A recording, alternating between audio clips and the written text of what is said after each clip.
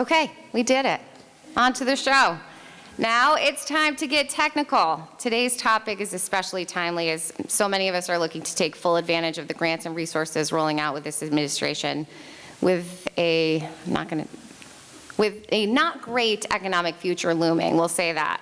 We've assembled this incredible panel of experts to tell us how to tap into local and state resources and use technical assistance to boost our bottom line.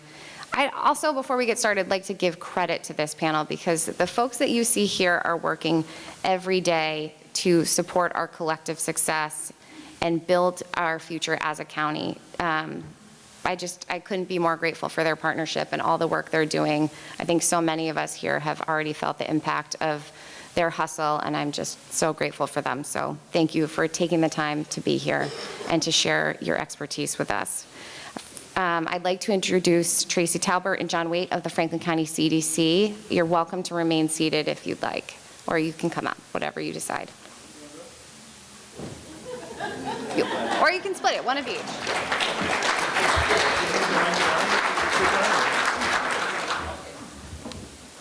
Hi, good morning. I'm John Waite with the Franklin County Community Development Corporation. And I want to, before I start, I'm going to introduce Tracy in a minute, but I wanted to give a shout out to two other CDC employees here. And of course, everybody knows Kate Lawless because she was featured in the Chamber newsletter. She is our member. So Kate's our communications director and helping with fundraising. So I'm going to start with a plug because I forgot to put it in the rest of my presentation, but we're a nonprofit and we do raise money. So if anybody's interested in donating. So there you go, Kate. And Shannon Martineau, who's just introduced. I can't believe this is your first breakfast, Shannon, but all right, she's our finance director, so they're here also. And we have a wonderful staff. We've actually grown from like 6 employees to 20. A lot of it is in the past couple of years, so that's what I want to sort of tell you about. I haven't given an update on the CDC in a while, so I'm very excited too. I was happy when Jesse talked about getting technical. So we call business technical assistance is how we refer to it, and it can be very technical, but it can also be very easy. So we work with all businesses at all stages, businesses and organizations, nonprofits as well, at all stages of development. And we have information sessions every month for those that are just thinking about it. Because for me, I think one of the biggest, the first steps to becoming an entrepreneur or a business is just getting yourself out there and saying you've got this idea and start bouncing it off people. And it's scary sometimes. So we have these info sessions. They're very informal. We talk about the steps of a business plan. And we really encourage people to just start thinking about asking them, they ask themselves questions, and then we start asking them more strategic questions. And as they do that, they start to develop a business plan. And we talk about business plans. People think they're kind of scary, but they're really just responding, answering the questions that a customer might ask, a banker might ask, and then you develop the business plan. So that's what we help people with. Their marketing plans, their financials. A lot of people don't want to go to the financials. They want to talk about all the wonderful products or services they have. We help them talk about how does that become a financially sustainable business. So we have many of you know Amy Shapiro. She was with us for 21 years as our Business Technical Assistance Director. She moved on to the MCL, Mass College of Liberal Arts. She's a professor out there now. We're very excited for her. She's working with us part-time. Jack Clement is another advisor that we have. And then all of us on staff do some business advising. So please give us a call. I have my little old-fashioned chart over here of some of the things that we did last year. And then there's brochures on the back. I know Raymond's going to have a video, which is a little more impressive. But this is what we have today. And so in addition to the capital, the other resource that a lot of people need is, in addition to technical assistance, a lot of people need money. You can't run a business without money. So we have capital available. We call it flexible financing because we really try to make it meet the needs of the business. And during COVID, an example of the flexible financing is that about half of our borrowers, we told them to stop making payments at the beginning of COVID.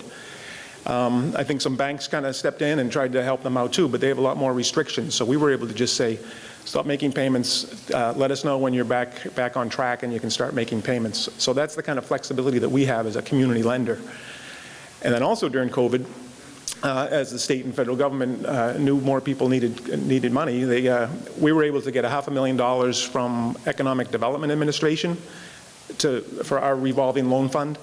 And we got $1.5 million from the state, the Mass Growth Capital Corporation, which is a quasi-state agency, which has been really helpful to businesses, especially over the past couple years.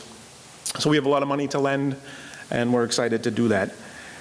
The other thing that we're well known for, I think, is our food processing center. It's 22 years old now, Western Mass Food Processing Center. And I want to invite you all. We're having an event on June 1st. And I didn't see what time it was. Kate, do you remember? 4:30 to 7 on June 1st.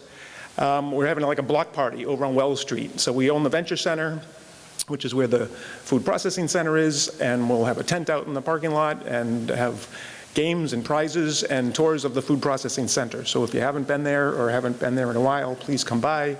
We'll do some tastings.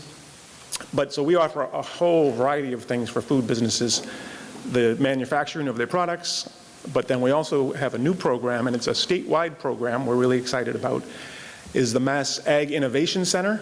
And so we have funding now to work to do technical assistance, business technical assistance with any farm and food business in the state. And we were selected. It was a nationally competitive, actually, grant application. And we were selected largely because we have the food processing center, and we've been doing some good work with farm and food businesses over these many years. And then we also have a great program. It's called the Mass Food Trust Program, which is to get money to retail stores that sell healthy food. You've heard the word probably food desert, places that, there's a lot of communities that don't have healthy, fresh food. And so we're trying to get money into the convenience stores, bodegas, grocery stores to have them sell more local and healthy produce and other healthy food products. And that's, again, a statewide program that we're working on.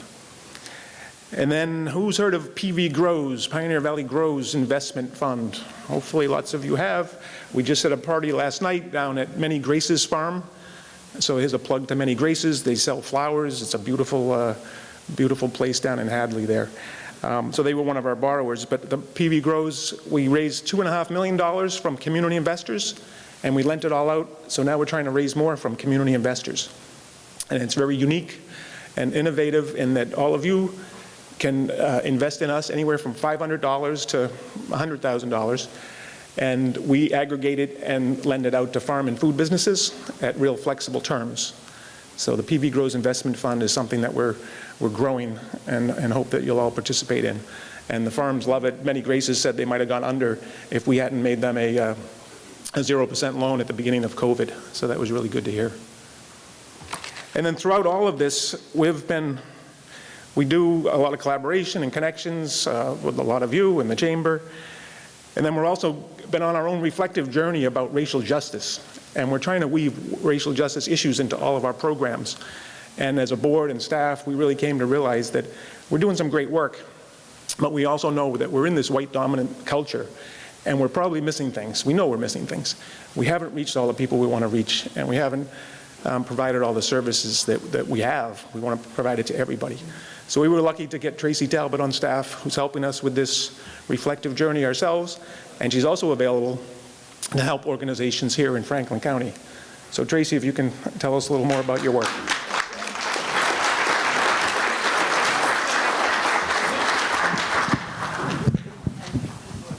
Okay, perfect. Wow, that is like a Bob Barker mic. Yeah. Good morning. My name is Tracy Talbert. I started with the Franklin County Community Development Corporation 2.5 years ago.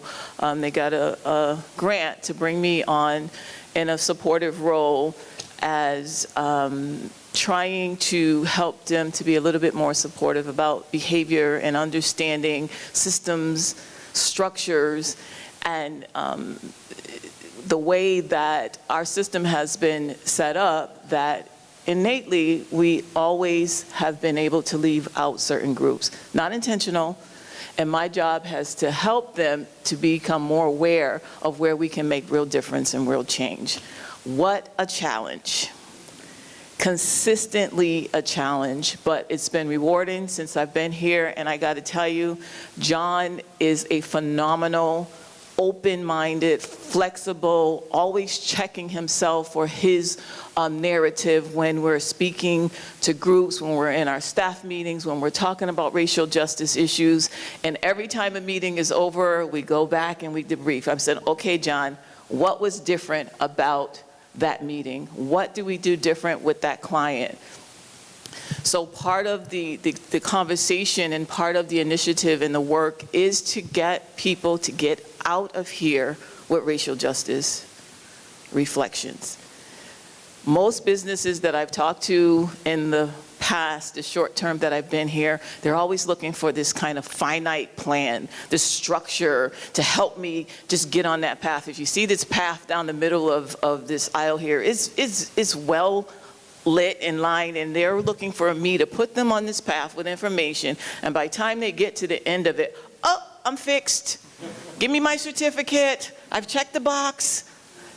And now I am no longer practicing racial or unfair behaviors. This is not how this work behaves. We have to flip the system inside out. It's fear, it causes fear for many business leaders because it's different. It's not part of the process. It's not part of the way we're used to doing things. And every time you bring in an additional, like, racial justice expert or community leaders who want to help you with that, to me, if you don't flip the internal processes open, all you're doing is adding weight to an already flawed system. We can't continue to put things on top of a structure that's flawed. So what I've been doing is helping businesses to examine policies. Talk about what you're doing first before you bring in an expert that is going to fix you. You need to know what policies and processes that exist within your organization that are hosting unfair practices. Again, this is not intentional. Not intentional. So what we've been doing at the Franklin County CDC when we're working with clients, again, I sometimes go out with some of our program leaders to listen to the conversations that they're having, to watch their behaviors, to see if you're just already forming a bias and have an opinion about a client before you even meet them. So one of the things I've cautioned against is talking about clients before you actually meet them. Especially some of our lenders, because they're scoring, there's numbers associated, right? So if they don't meet that criteria, they're already telling their partner, oh, you know what, their score is not high enough, so you know what, let's not even bother with them. So you're going in already with a negative approach to this client. And you're telling me you're going to be able to make a fair and unbiased decision? So kind of keep your conversations. That could be with students. That could be with your potential customers, whoever, that could be with your neighbor. Whatever it is and whomever you're dealing with. If we want to be more, I don't even want to use the word inclusive anymore because, you know, that term is like, I don't want to be included in a system that's flawed. I don't want to be added to a culture that I don't respect. Become part of it. So we're trying to change and we're adding and we're trying to find value in some of the existing systems. What I've created since I've been here is called a Racial Justice Reflective Journey. That will be rolling out in the next month. And it's going to be available for everyone to use. Again, please don't look at this as something that's going to fix. There's no end. Change some of the language when we're talking about these expectations. Change some of the terms that we use. If we change the language, we'll change the people that we attract. Ditch the superficial language. There's so many things that we could do to begin to make little small steps that will make an impact immediately. Not all these steps to eventually get to a long-term fix. So the reflective journey will be out, and it's just that, a journey for you to reflect. Who are you when you show up at work? Do you feel like you're supposed to behave differently when you're in your professional setting as opposed to your personal? Do you believe that your personal beliefs and biases do not come with you to work? How many believe that? I don't see any hands. Yay. You do. Okay. Thank you so much for sharing that. Thank you.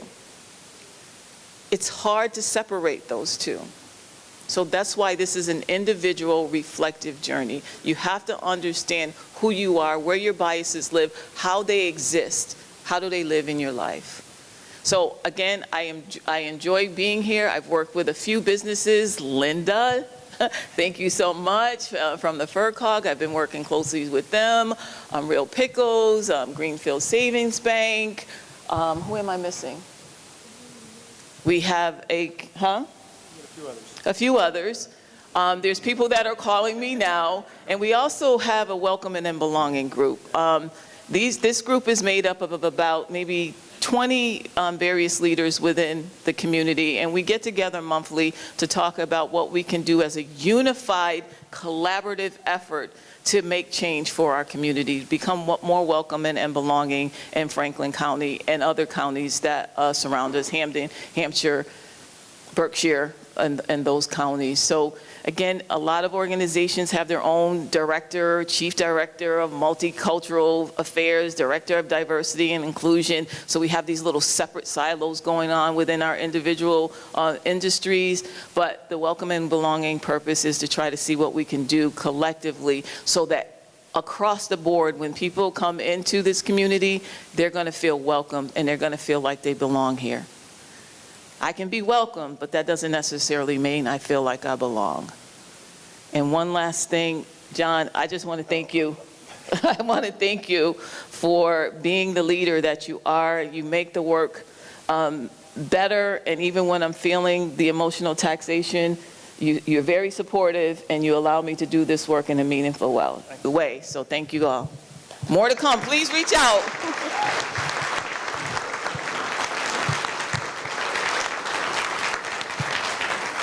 You want the fancy one? I'm gonna name check you.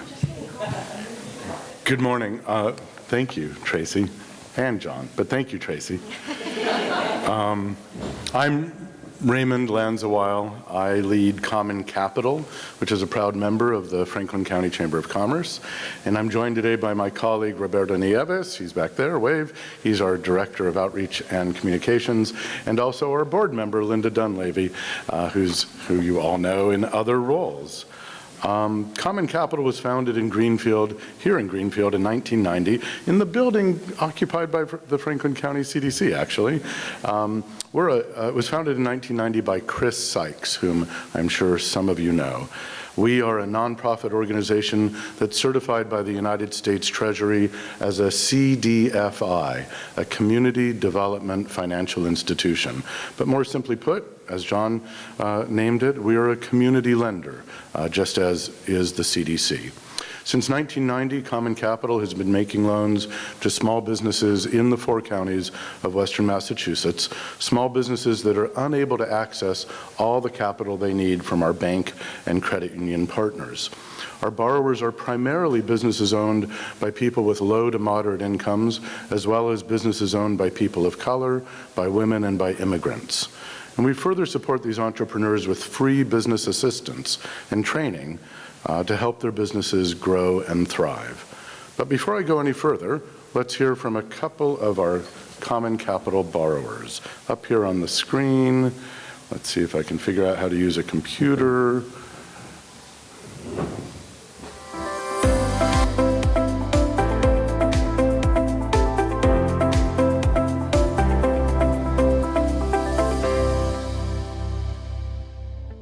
I just feel blessed to have the Common Capital's support in our business, and extremely, extremely grateful, because without them, we would not be here.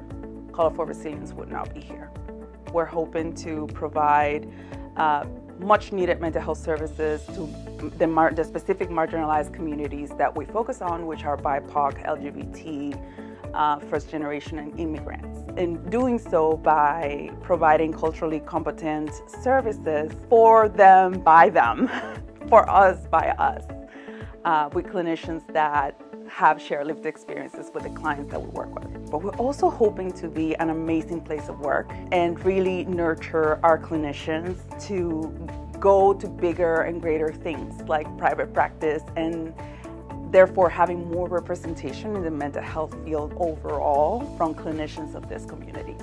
I got an email back from Cohn Capital offering their help. They basically said, how can we help you? We would love to set up a meeting to hear your idea and see how we can partner. They were so good with communication. They were very clear with their expectations. They were extremely reasonable with the things that they were asking of me.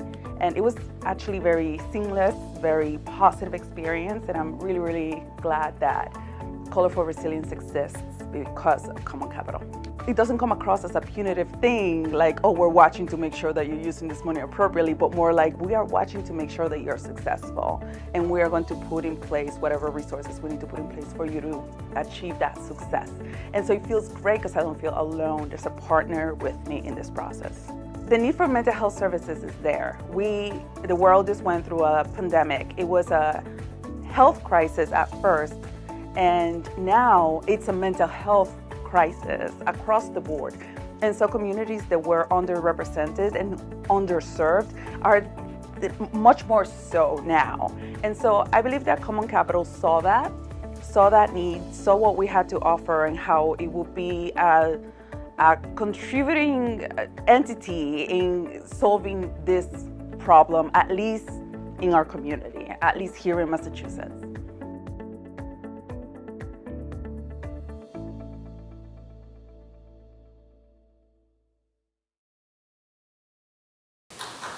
Well, thanks. Those videos and more are available on our website, commoncapitalma.org. Mayrina's an amazing speaker. I'm sorry you couldn't hear her, but I hope you could see the captions okay. It's our borrowers that, our work is really about our borrowers, and so I really encourage you to watch these videos on our website. You are undoubtedly familiar with some of the local businesses we've helped over the last few years, including Chamber members Adventure East and the Shea Theater. Other local borrowers include the Quabbin Harvest Food Co-op in Orange, Great Falls Harvest in Turners Falls, Scenic Windows and Unique Style Salon, both here in Greenfield, Stoneman Brewery in Coleraine, and AGH Disposal in Northfield. Businesses come to Cohn Capital, businesses that need financing come to Cohn Capital or to our partners at the Franklin County CDC and at PV Grows for a variety of reasons. For example, brand new startup businesses have a very hard time obtaining financing from a bank since they lack a financial track record. Cohn Capital frequently makes loans to startups based upon the character of the business owner, their experience, their business plan, and their financial projections. Or perhaps a business has been operating successfully for, say, 18 months, but banks in the regulated environment typically want to see at least 2 years of solid financial track record before they can help. Similarly, existing and more mature businesses may have a funding need that a bank can't finance because they don't have enough collateral, or they being the business. My wife heard me say this last night and she said, the bank has collateral. No, the business may not have enough collateral, or the owner might not have perfect credit, or maybe last year wasn't as profitable as in prior years. Maybe the business was affected by a one-time event, such as a fire or an illness that prevented the business from operating for a period of time. Or maybe there was a pandemic. That's when they may need to turn to Cohn Capital. Dale Whitney is a good example of a Cohn Capital borrower. She started her business in her garage in 2009, and she opened her current highly visible Whitney Hill antique store on Main Street here in Greenfield in 2018. In 2020, she saw an opportunity to expand with a second store location on routes 5 and 10 in Deerfield. Dale obtained a loan from Greenfield Savings Bank, thank you Greenfield Savings Bank, to purchase that location, which was formerly the Gables Restaurant. But she needed additional funding to provide some working capital and install some ventilation equipment, and those costs couldn't be covered by the bank's mortgage financing. Common Capital provided that financing, and the second store, Whitney Hill Antiques at the Gables, celebrates its one-year anniversary next month. This is an example of the financing gaps that commonly exist in our marketplace, and Common Capital tries to fill those gaps. So when it comes to boosting your bottom line, that's something Common Capital helps our borrowers with every day. Because in addition to providing capital, we also support a business's growth. Once they become a Common Capital borrower, we offer free business assistance that ranges from general support and encouragement to business coaching and problem solving to more specialized technical assistance. We believe that every small business owner should know how to create, understand, and use financial statements in the operation of their business, as John was referencing. So we provide experts in the areas of bookkeeping, accounting, and finance to our borrowers. We hire marketing experts to teach businesses how to optimize their digital and social media marketing efforts. Sometimes we hire industry specialists to focus on particular businesses' needs. For example, to assist some of our restaurant borrowers, we've hired Chris Janke, the co-owner of the Rendezvous restaurant in Turners Falls, to share his expertise.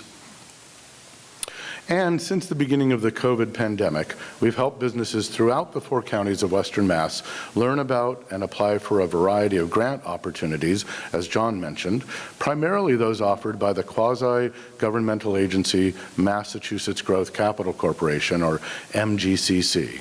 We continue to offer assistance at no cost to all small businesses in our region, whether or not they're our borrowers. So if any of the businesses in this room or other members of the chamber or other businesses you know need financing assistance or business assistance generally, or help applying for grants, perhaps we can help. And if we do, I expect it'll boost your bottom line and theirs. Now that said, we found over the years that the market for our loans primarily includes businesses that don't join chambers of commerce. It's not surprising to me that only 2 of the 9 borrowers I mentioned earlier are members of this chamber. And to be clear, that is not a criticism of the chamber. That's the reality of many small and micro businesses.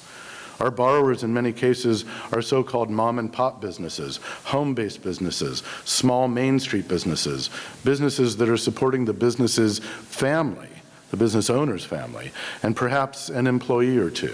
Businesses that, as the saying goes, are busy working in their businesses, and they aren't taking the time to work on their businesses. And they're often businesses that fly under the radar. And I mention this because there's an opportunity for all of us in this room to support those businesses. Of course, first and foremost, it's likely that all of us already support these smaller businesses in our communities by being their customers. And we can support them by telling them about Common Capital and Franklin County CDC's loan and training programs. We can encourage them to participate in chamber events and join the chamber. We can all support other activities in the local entrepreneurial ecosystem, such as the Take the Floor pitch competitions organized by GCC's Max Fripp, who's also the college's current Director of Innovation and Entrepreneurship. And we can support the business breakdown events presented by Green Space Co-work. We can support these events, and we can help small business owners we know, whose stores we shop in, who cut our hair, well, not mine, or sell us local vegetables or tacos, or who repair our homes. We can help these business owners by telling them about the chamber and these other entrepreneurial support activities and invite them to go to these events with us. And why should we do these things? Because small local businesses are critically important to our community and to our economy. They employ people, they are supporting their families, and they have children in our schools. When we support small local businesses, we contribute to local economic growth and a vibrant community. And those are the things we need to boost the bottom line of all of our businesses. Thanks.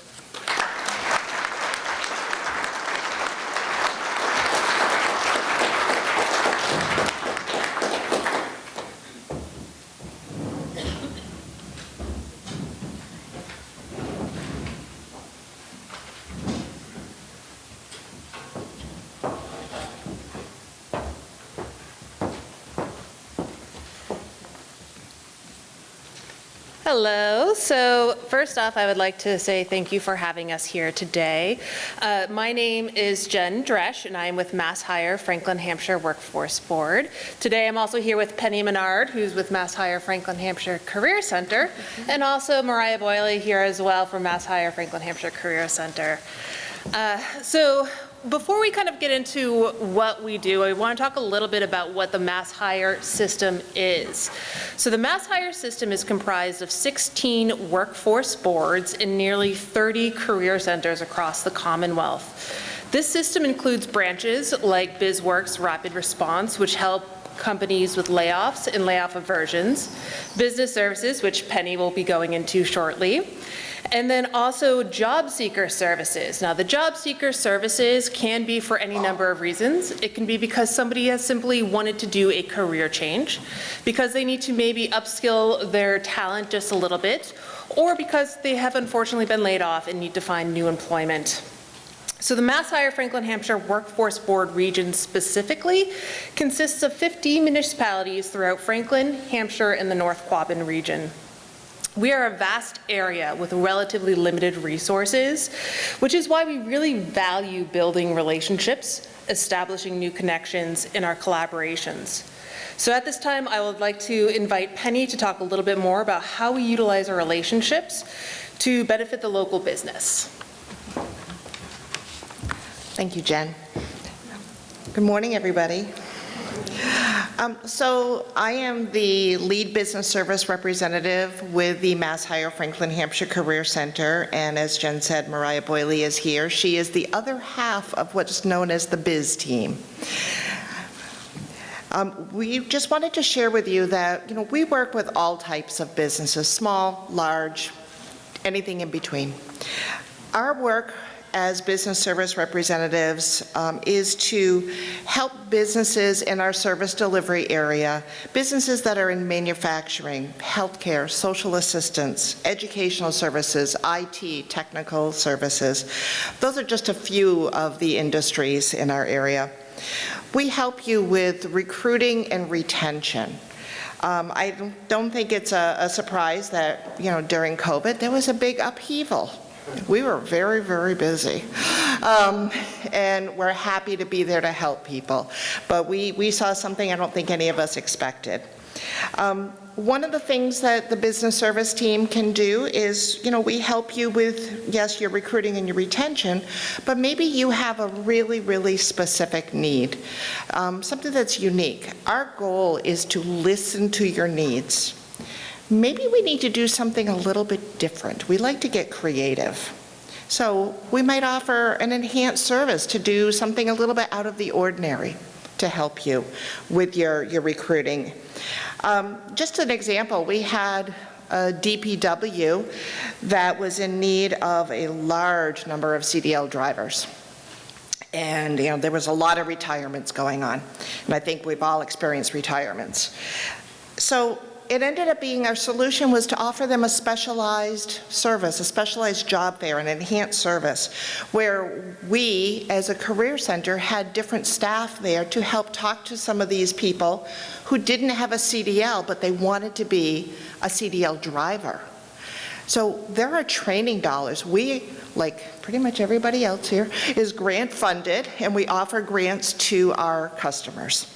So we had quite a nice event with an enhanced specialized job fair, and a lot of people were offered opportunities. They had on-the-spot interviews, talked about the trainings, and we did our best to try to get as many employed as possible. And to this day, there are some of those folks that are still working with that particular company. We have, through COVID, we have seen a shift in the available workforce, and so everybody has had to kind of really pivot, think about things. So many baby boomers retired early due to COVID. So our future, we have to rethink. Our future is the youth. The Career Center and the Workforce Board work with many youth. We have dedicated teams of people who are working with youth, and up to the age of 25, you're considered a youth. We have to think about hiring people that are justice-involved individuals. Maybe they have had to do some time in the House of Correction, but they want to work. We are working on an employer panel to get in front of the individuals that are pre-release. That is our next event that we'll be hosting.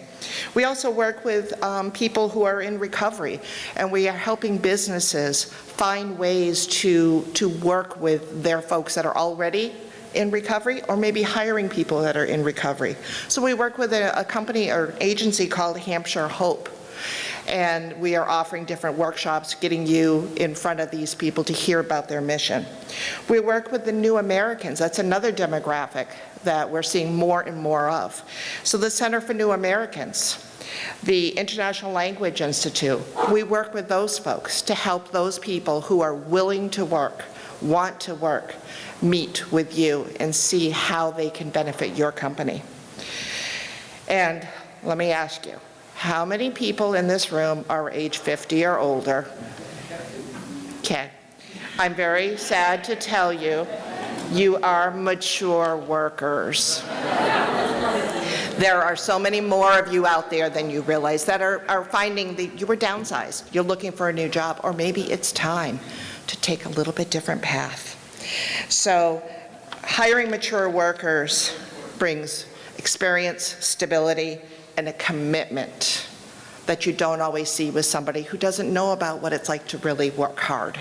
So we are that bridge, and we're very happy that we get to work with the Workforce Board, with Jen and her team to help folks. I'm going to turn it back over to Jen now.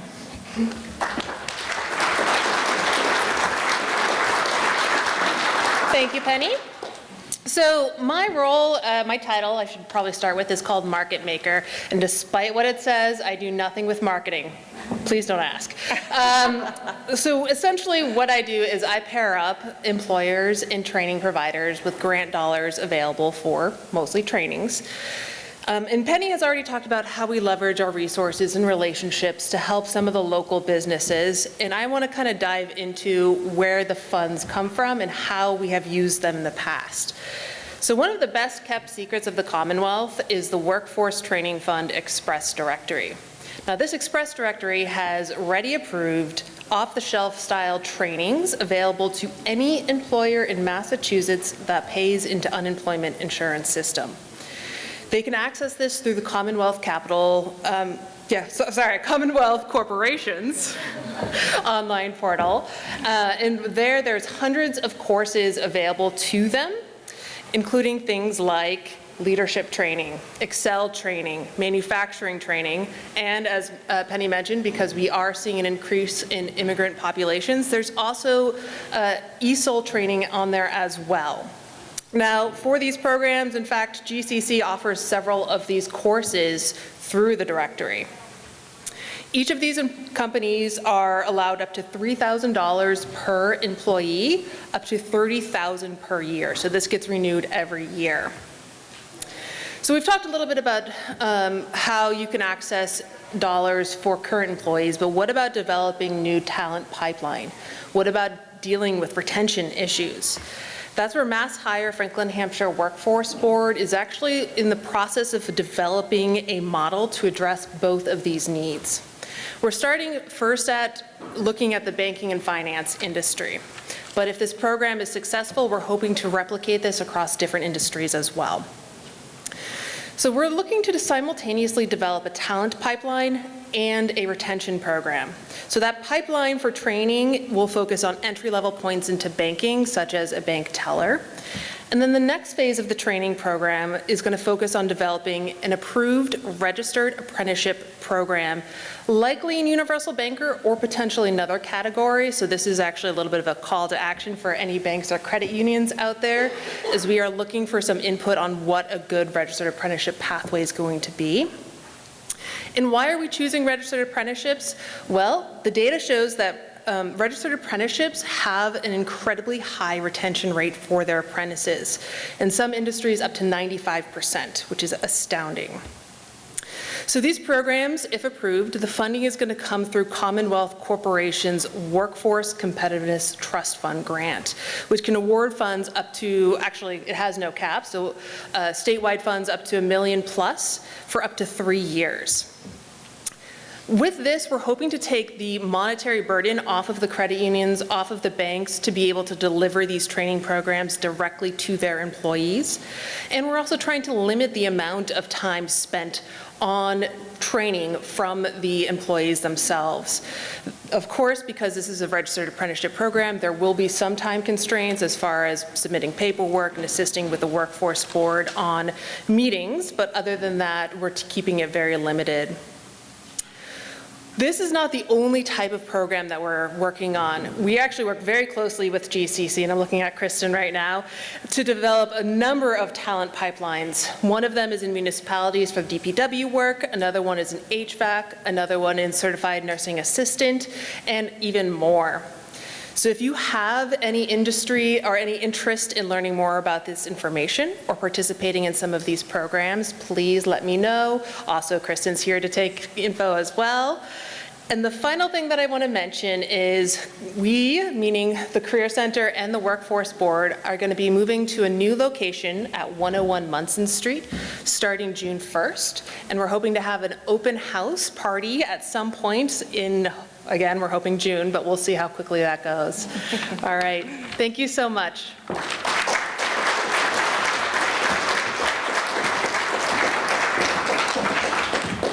June 1st is a busy day here in Franklin County.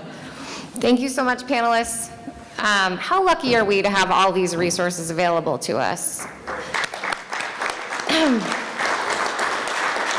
I think one of the things that separates Franklin County from a lot of our other markets is how supportive so many of our partnerships are. I think collaborative partnerships are really the spirit of Franklin County. I see it every day. I am so grateful that that is the approach that we all take to business here. To Raymond's point, if you know someone who would benefit from these resources, please share the word. I think, you know, of course, small businesses are the backbone of economy, and we want everyone to be as successful as possible. And there's a lot of opportunity to make that happen. We just need to make sure we're connecting the dots. So please spread the good word. We'd be happy to connect you with any of the speakers here. Marion's in the back. Let us know how we can help.